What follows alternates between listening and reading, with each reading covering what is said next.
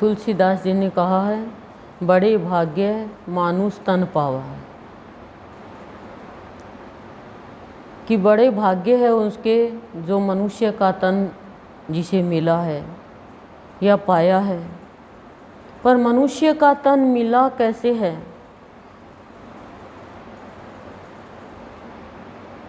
पुण्य कर्मों के फल से मनुष्य का तन मिला है।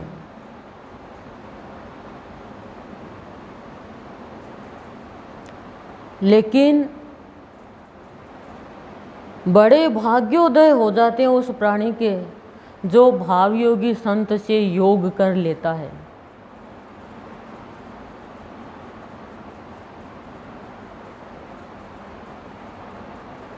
हम लोग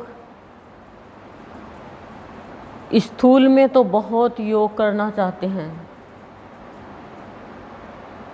लेकिन फिर भी हम अयोग्य ही रह जाते हैं, निरोगी नहीं हो पाते हैं। तो हमारा योग वियोग में बदल जाता है।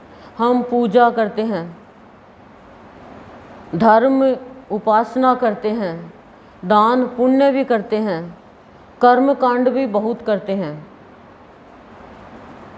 श्रवण भक्ति भी बहुत करते हैं, लेकिन जब तक हमारे अंदर से भोग की इच्छा समाप्त नहीं होगी तब तक हम ईश्वर के योग्य नहीं बनेंगे।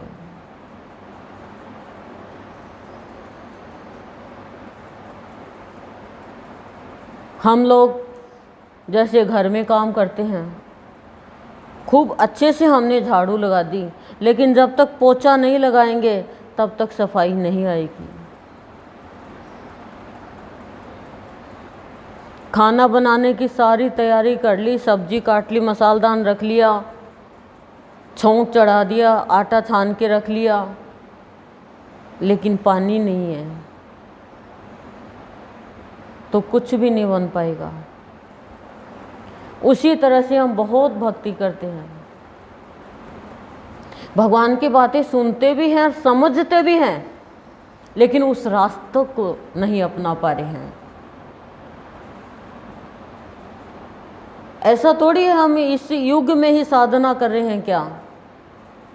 बरसों बरसों की साधना खत्म, भगवान एकदम मिलने वाला है। देख लो आप विश्वामित्र जी का उदाहरण, सब कुछ त्याग दिया, साधना कर रहे हैं, लेकिन एक अप्सरा को देख करके वासना जग गई। वासना जगती है, फिर इच्छा होती है, इच्छा पूरी नहीं होती है तो फिर और कर्म खराब होते हैं, फिर दूसरी इच्छा होती है, फिर तीसरी इच्छा होती है। कुछ समय बाद में उनके गुरु आते हैं और वो कहते हैं, जब तुझे इस वासना में लगना था तो तूने अपनी पत्नी और बच्चों को क्यों छोड़ा?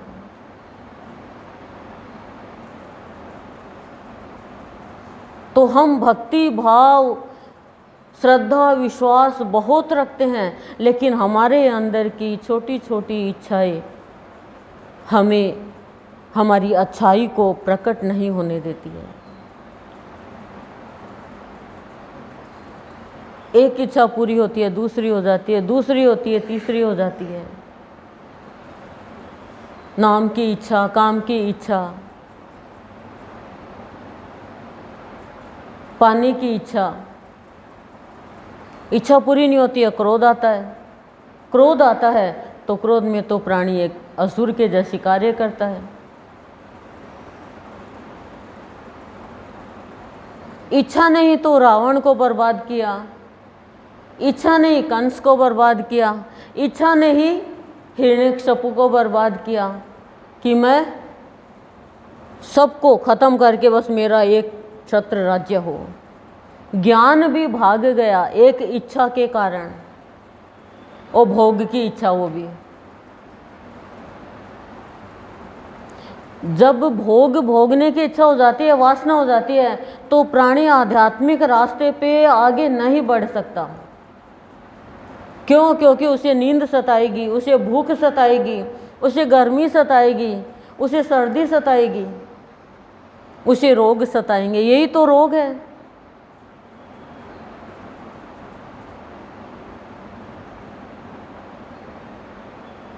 फिर हम पछताते हैं, परेशान होते हैं कि हमने क्या जोड़ा, क्या जोड़ा हमने अपने जीवन काल में, किससे योग किया हमने। यदि दुर्योधन का योग अपने मामा से नहीं होता तो दुर्योधन इतना खराब नहीं था, स्वभाव से खराब करने वाला मामा था। हम सबने यहाँ पे भजन गाए, प्रार्थना करी, अमृतोस्ती करी, लेकिन हमारा स्वभाव यदि खराब है तो यहाँ गाया हुआ हमें फल कहाँ देगा। दूध अच्छा है लेकिन जुकाम लग रही है तो वो दूध और कफ का काम करेगा। अच्छी चीज़ भी नुकसानदायक हो जाएगी, होगी कि नहीं होगी। तो सत्संग तो वो कमाल करके दिखा देता है, लेकिन मनुष्य को ना तो अर्पित करना आता, ना समर्पित करना आता। तो भाग्योदय होगा कैसे? जब खाली बाहर बाहर में भाग्योदय मानता है तो वो प्राणी अयोग्य है, अयोग्य था और अयोग्य ही रहेगा।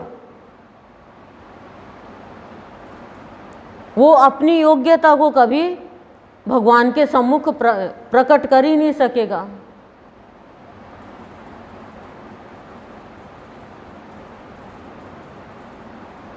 जो खाली दुनिया के ही सामने सब कुछ समझता है कि दुनिया है, यही सब कुछ है मेरे लिए, तो दुनिया बनाने वाला, दुनिया बनाने वाले की क्या जरूरत है?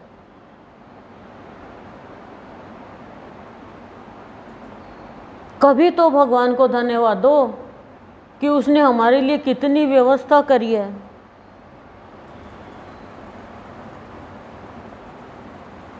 एक एक संसार की चीज के लिए हम भगवान के आगे रोते हैं। भगवान के लिए कब रोते हैं?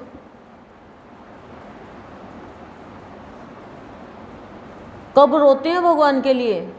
जिसने सबको हमें जन्म दिया और हमारा जन्म सार्थक कर रहा हो, लेकिन फिर भी हमें निरर्थक चीजों से प्यार है।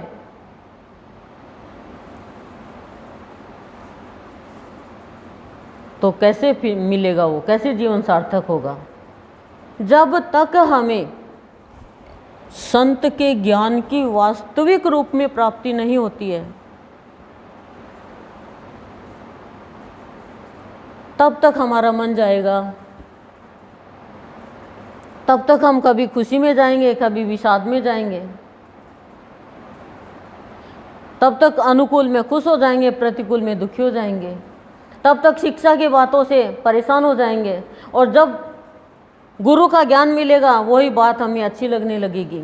हम बीमार हैं ना, रोगी हैं, योगी बनना है, कहो हे योगी आज योग दिवस है, आज तो योग कर ले। वो योगी हंसता है कि तुम्हें मेरे से योग की जरूरत ही नहीं है, तुम्हें तो औरों से योग की जरूरत है, तुम भोग के रोगी हो, भक्ति के योगी बनना ही नहीं चाहते।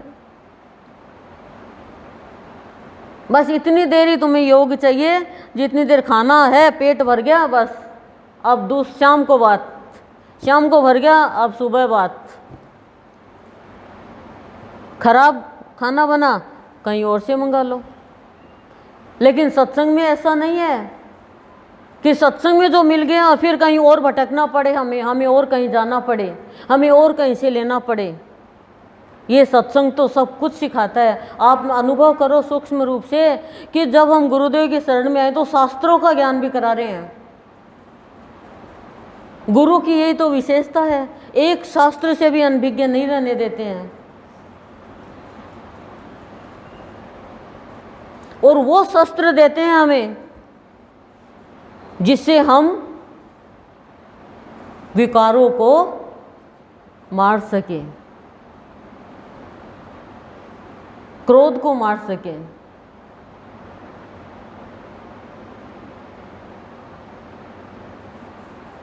भोग क्या है? शारीरिक सुख,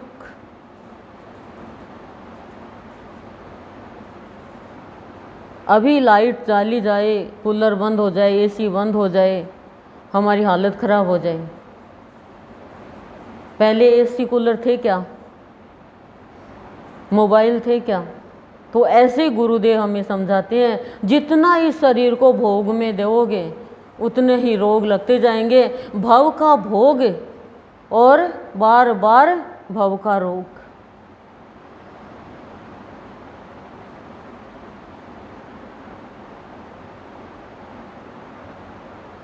भगवान से लेते हैं तो देना भी सीखना चाहिए। एक दूसरे को अच्छा जीवन जीता हुआ देखकर उससे शिक्षा नहीं लेंगे, लेकिन एक कंजूस का जीवन देके उसे शिक्षा ले लेंगे। अच्छे लोगों की बात ले ग्रहण करो तो जीवन में क्या होगा? आनंद आएगा, शांति आएगी। तो लालच में इतना चले गए कि हम अपने जीवन के रास्ते को ही, जीवन पाने के कारण को ही भूल गए कि हमें जीवन मिला तो क्यों मिला। हमारा भी कई बार दिमाग घूम जाता है, हमें भी बहुत आत्मा ऐसी मिलती कि कुछ तो रखना चाहिए, आपको ऐसा तो नहीं करना चाहिए। मैंने कहा वो बैठा है ना, हम कौन मालिक है, हम कौन करता है? दिलाने वाला वो, देने वाला वो, करने वाला वो, कराने वाला वो। जब इसके हो गए तो वो खिलाए तो खाएं, वो भूखा रखे तो भूखा रहे। हम धोखा करते हैं, उस समय वो काम कर लेते, अरे उस समय उस काम का वक्त ही नहीं आया। जिस समय जो काम होता है उस समय वो होके अपने आप ही हो जाता है। हम लाख कोशिश करें तो भी नहीं कर पाएंगे, और हम कोशिश करेंगे नहीं तो भी वो कार्य हो जाएगा। पर हम यहाँ पर आकर भी इस ज्ञान को नहीं ले पा रहे हैं। यहाँ पे कोई बड़े बड़े शास्त्रों का ज्ञान नहीं दिया जाता है, यहाँ तो खाली मन की गांठें खोली जाती है।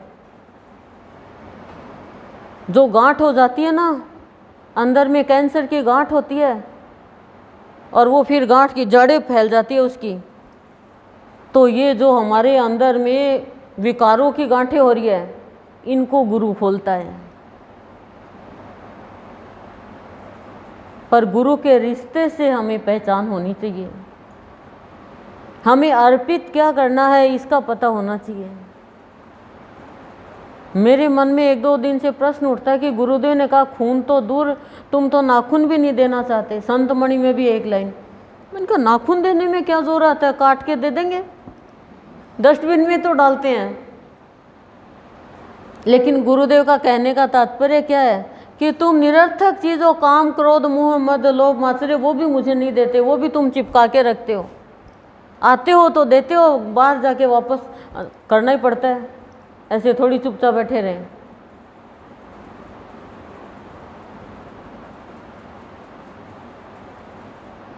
आपने सुना ना, कर भला होगा भला, अंत भले का भला।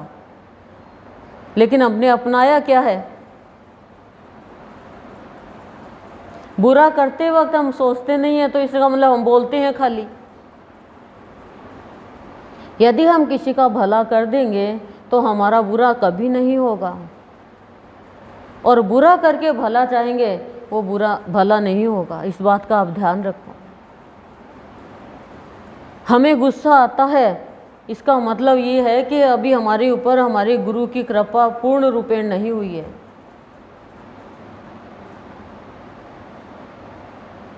पूर्ण रूपेण हो जाएगी तो हमें अर्पित करना आ जाएगा, फिर हमारा जीवन अलौकिक बनेगा, फिर हमारा जीवन मधुवन बनेगा। फिर हम कह पाएंगे जीवन मेरा मधुवन है, प्रभु इसमें आप विराजो। मधुर रस घोलकर, माधुर्य का भाव देकर, अपनी मुरली का बना के मुझे भी आपके जैसी बोलना सिखाओ।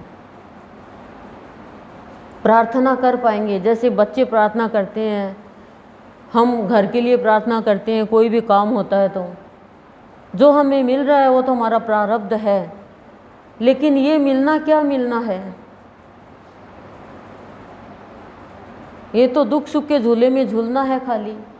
जीवन अलौकिक नहीं बने तो लौकिक ही जीवन है ये तो। 4 लोग आपकी बात करके और कह देंगे बहुत अच्छा काम किया, उससे क्या सिद्धि मिली? जब तक ईश्वर के दर्शन नहीं हुए, ईश्वर की प्राप्ति नहीं हुई, स्वभाव में परिवर्तन नहीं आया, स्वयं को जाना नहीं, जीवन के रहस्य को जाना नहीं, तो क्या हुआ? बताओ आप। अच्छा आप एक बात बताओ, हम शगुन लेते हैं, कोई बाहर जाता है तो कुछ होता है तो शगुन लेते हैं, क्या वो शगुन काम करते हैं? शगुन लेते हैं, पहले से ही सब कुछ रख जाते हैं, बेटा होगा, ये होगा और बेटी होगी, अब क्या कहते हैं अपशकुन हो गया। क्यों अपशकुन क्यों होगा? 3 तो पहले से ही थी, चौथी और आ गई।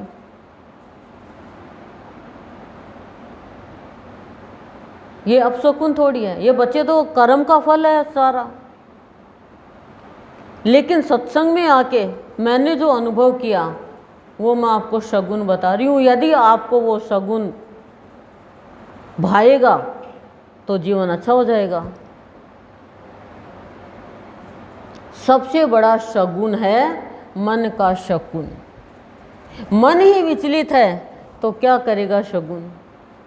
बताओ, मन में ही सुकून नहीं है, मन ही शांत नहीं है, तो बाहर के शगुन पड़े रह जाएंगे। जिस समय जो कार्य होना है, घटना होनी है, वो होके रहेगी। हर घटना के पीछे, अभी भजन गाया था ना, हर घटना में तेरा ही हाथ है। देख लो महाभारत में किसका हाथ था? किसका हाथ था महाभारत में? मंथरा को भड़काने में किसका हाथ था? भगवान का। केकई की बुद्धि खराब करने में किसका हाथ था? मंथरा का। पर मंथरा को किसने किया? देवताओं ने भेज दिया, सरस्वती जा। देखो आप, तो उसकी घटना और उसका संसार, उसका प्राणी, हम बिना कारण दुखी होते हैं, बिना कारण परेशान होते हैं। जीवन उसका है, किसी का भी जीवन नहीं है। बेटा मैं तेरी माँ हूँ, मैं तेरी दादी हूँ, मैं आपकी पत्नी हूँ, आपको तो मेरी तरफ बोलना ही चाहिए। आप मेरी मम्मी हो, आप मेरी सास हो, आप मेरी बहू हो, आप मेरे ये हो, आप मेरे वो हो। भगवान आप मेरे हो, मैं आपकी हूँ। ये तो सब यहाँ मिले हैं, जैसे हॉस्पिटल में मिलते हैं, गेस्ट हाउस में मिलते हैं, धर्मशाला में मिलते हैं। तो हम इस संसार में क्यों आए हैं? किसको प्राप्त करने आए हैं? और हम क्या प्राप्त कर रहे हैं? हम क्यों दुखी हो जाते हैं? हम कौन से सुख के लिए भाग रहे हैं? क्या यही सुख है या सुख कहीं और है? जो सुख कभी खत्म ही नहीं हो, वो सुख कौन सा है? क्या मैं श्वास ले रही हूं बस मैं यही हूं? सबने कहा ये मानव का तन भगवान का मंदिर है, तो भगवान कहाँ पे है? मुझे दिखाई क्यों नहीं दे रहा? मंदिर है तो मंदिर तो पवित्र होना चाहिए, शुद्ध होना चाहिए। सुबह शाम भगवान के मंदिर में आरती होनी चाहिए। और हम तो आरती की बजाय सुबह शाम चलो पियो खाओ सो उठो ब्रश करो नहाओ कपड़े पहनो चलो भागो सो खाओ, सत्संग में जाना बहुत टाइम पड़ा, चल जाएंगे ना सत्संग में, क्या है? अरे अभी तो प्रार्थनाएं तो शुरू हुई है। अच्छा, अभी तो भजन ही तो शुरू हुए हैं, अभी तो है टाइम, गुरु माँ बोलेगी तब तक चल जाएंगे। भजन का अवसर तो गया। बताओ क्या है? ये जीवन है। और जो नहीं आ रहे हैं उनको तो ये भी नहीं नसीब। नसीबों वाले हैं वो जिन्हें भाव योगी का द्वार मिला, द्वार मिला रार छुड़ी, रार छुड़ी और लार छुड़ी। फिर वो लार नहीं पड़ती उसकी कहीं बाहर की चीज़ों पे, और रार यानी लड़ाई नहीं होती उसकी, अंदर में मस्त रहता है वो। बहुत ऊंचा दरबार है, लेकिन ऊंचा दरबार उसी को पता चलेगा जो इसकी शरण में आकर इसका ही होके रह गया। कहता है भगवान आपको कैसे रिझाऊं और कैसे मैं रिझ जाऊं। मैं आपको मनाती हूँ इसलिए नहीं कि मैं आपको मनाऊं, मैं इसलिए मनाती हूँ आपको कि मुझे खुशी मिलती है, मुझे वो सुख चाहिए जिस सुख के बाद में कोई और सुख की चाहना ही नहीं हो, वो सत्संग का सुख सबको नसीब नहीं होता है। इतना बड़ा दरबार है ये, बहुत मुश्किल से मिलते हैं भाव योगी संत, 4 ही हुए हैं खाली, बहुत मुश्किल से। बड़े भाग्योदय, क्या सौभाग्योदय होता है तब भाव योगी का दरबार मिलता है। लेकिन फिर भी हम कहते हैं नहीं ठीक है, यहाँ तो ड्यूटी पूरी कर दी, अब दूसरी ड्यूटी, अब तीसरी ड्यूटी, अब चौथी ड्यूटी, फिर हाय रे भगवान ने क्या कर दिया। वह भगवान को मत कहना, फिर अब ये कहना हाय रे मैंने ये क्या कर दिया। सबको मैं कहती हूँ, सब कहते हैं हाय रे भगवान ये क्या हो गया। अरे भगवान को क्यों कह रहे हो हाय रे, मैंने ये क्या कर दिया ये कहो। ये कभी मत कहना हाय रे भगवान ने क्या कर दिया। भगवान कुछ नहीं करता है, भगवान वही करता है जो भगवान से तुम कराते हो। रिजल्ट टीचर वही देगा जो बच्चा करके आएगा।